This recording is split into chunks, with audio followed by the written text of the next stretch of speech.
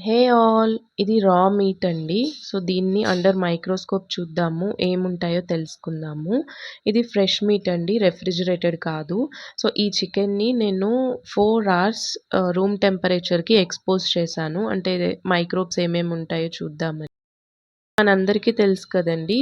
మీట్‌లో water content, protein, fat, vitamin, minerals ఇవన్నీ ఉంటాయి. The biotechnology and biological sciences research council వాళ్ళు ఒక స్టడీ చేశారు. సో, అందులో వాళ్ళు చికెన్ అనేది ఎంపతీని పొసెస్ చేస్తదని కనిపెట్టారండి.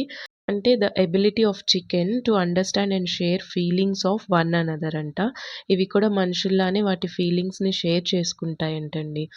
అయితే ఇందులో చాలా మైక్రోబ్స్ కనిపించాయండి. చాలా ఇంట్రెస్టింగ్‌గా అనిపించింది నాకు. సో, దీని గురించి మనం నెక్స్ట్ వీడియో పార్ట్ 2 వీడియో చేశాను. అందులో తెలుసుకుందాము.